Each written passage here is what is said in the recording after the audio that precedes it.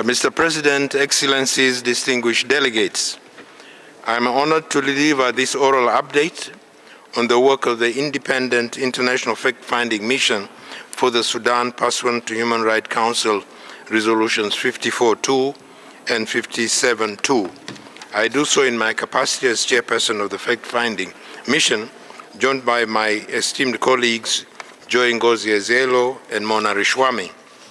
Since the release of the first comprehensive report last September, the Fact-Finding Mission has been working tirelessly to fulfill every facet of our mandate in the context of a brutal, multifaceted and increasingly complex conflict that has now entered its third year. As you are aware, we have been entrusted with the solemn 5 key responsibilities: to investigate violations and their root causes, to collect and preserve evidence, to identify those responsible, to cooperate with judicial and other entities, and to make recommendations on accountability and support for victims. Since the extension of this mandate in October last year, and with the support of our Secretariat, which is based in Nairobi, Kenya, we have conducted 240 interviews, received 110 submissions, verified 30 videos, geolocated 8 attacks in 4 states, and compiled dossiers identifying perpetrators. We have also initiated confidential cooperation with relevant judicial entities. Notwithstanding some persistent challenges, most notably the lack of access to Sudan and some neighboring countries, despite repeated requests, we have carried out investigative missions to Uganda and Chad and engaged in high-level conversations in Addis Ababa, Ethiopia, with African Union officials. We have cooperated and shared best practices with the Joint Fact-Finding Mission on Sudan of the African Commission on Human and People's Rights and African Union Peace and Security Council last month, and with the support of Kenya section of the International Commission of Jurists, we organized a 3-day consultation on accountability, which we'll refer to at this briefing. We are very grateful to the many Sudanese survivors and civil society who have placed their trust in us. Despite major challenges, including a seriously under-resourced secretariat, we are working tirelessly to honor their trust and amplify their voices. We would like to turn to the shifting dynamics of the conflict. It is unconscionable that this devastating war is entering its 3rd year with no sign of resolution. We all know, but it is worth repeating, civilians continue to bear the brunt of the escalating violence and hostilities between the Sudanese Armed Forces, SAF, and the Rapid Response Forces, RSF, along with their respective militias. What began as a political and security crisis has become a grave human rights and protection emergency marked by international crimes that stain all involved. Since our last update, some cities, towns, and villages have changed hands, but the manner in which the hostilities are conducted, including cycles of revenge killings, have brought little relief to the people of Sudan. Both sides have escalated the use of heavy weaponry in populated areas. Airstrikes and shellings have caused mass civilian casualties. Around Al-Fashir, violence has intensified. Civilians are being killed, injured, assaulted, or detained by the RSF. Villages have been burned, property looted, and displaced persons camps like Zamzam and Abu Shok attacked also by RSF. During an RSF attack from 10 to 13 April 2025 alone, more than 100 civilians were reportedly killed. SAF has also attacked civilians. One verified example is the SAF airstrike on a market in Kapkabiya, North Darfur, in December 2024. Just last month, another SAF bombing on Al-Koma killed at least 15 civilians. In areas retaken by SAF, such as Khartoum, Jazeera, and Sinnar, we have documented widespread retaliatory violence between late 2024 and mid-2025. Individuals perceived to have supported the RSF, including human rights defenders, medical workers, and aid personnel, have faced arbitrary arrest, torture, and in some cases, summary execution.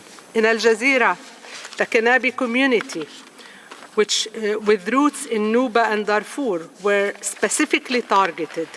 These acts are attributed to SAF and affiliated groups, including those known as the Sudan Shield Forces and Al-Barra ibn Malik Battalion. The RSF has also carried out reprisals. In eastern Al Jazeera, beginning 20 October 2024 and more recently in Durman, Salha neighborhood on 27 April 2025, where over 31 civilians were reportedly executed. Humanitarian relief is being weaponized.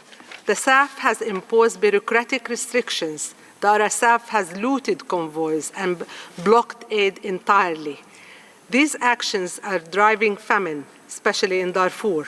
In Zamzam camp, children are dying of hunger due to the total aid blockade, according to the World Food Programme. Since the conflict began, over 100 humanitarian and medical workers have been killed.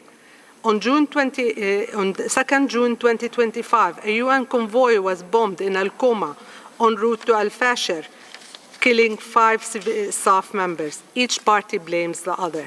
Hospitals and medical facilities are under siege.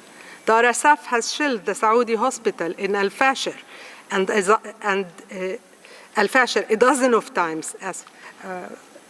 In May, an RSF drone strike in Al Ubaid International Hospital in North Kordofan killed 6 civilians and shut down one of the region's last functioning clinics. The sharp rise in sexual and gender-based violence is a cause of grave concern. Women and children are being subjected to rape, gang rape, abduction, sexual slavery, and forced marriage, mostly in the RSF-controlled areas, particularly in displaced camps. From December 2023 to December 2024, there was 288% increase in these seeking SGVB services, according to UN Women. We also received credible reports of sexual violence against men and boys. Sexual violence remains vastly underreported due to stigma and fear. Excellencies, against this bleak backdrop, the imperative for justice has never been more urgent. As mentioned last month, and with support from Kenya's section of International Commission of Jurists, we organized a 3-day accountability consultation in Nairobi, and 1 day was devoted to sexual and gender-based violence and related crimes. 145 participants came together to share their vision for justice in Sudan, with almost an equal number of men and women. Participants include survivors, legal practitioners, civil society actors from Sudan and the region and internationally. We were particularly pleased that the African Union Special Envoy on the Prevention of Genocide and Other Mass Atrocities, members of the Joint Fact-Finding Mission on Sudan of the African Commission, IGAD, the AU, and the UN Secretary-General Special Advisor on the Responsibility to Protect have joined the conversation. One message emerged with resounding clarity: peace without justice is an illusion.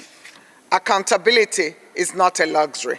It is a prerequisite for a sustainable peace in Sudan, as its very absence is amongst the key root causes of conflict. The preparations for justice should therefore begin now, and any peace agreements must address the issues of justice. In that context, participants stressed the importance of documenting and preserving evidence with integrity. The consultation called for capacity building across Sudanese. Crucially, participants urged the creation of safe spaces for women and girls, improved access for international monitors, and international protection presence. These are not abstract demands, they are pragmatic, principled, and necessary.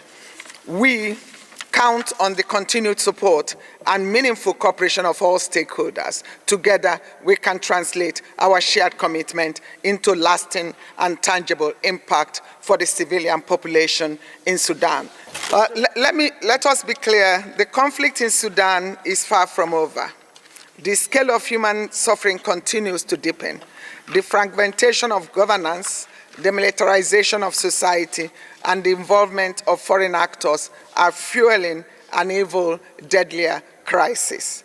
In this respect, we urge all states to uphold and enforce their legal obligations, particularly the arms embargo mandated by the Security Council Resolution 1556 and subsequent resolutions. States with influence on the parties to the conflict are reminded of their obligations under Common Article 1 of the Geneva Conventions to respect and to ensure respect for international humanitarian law.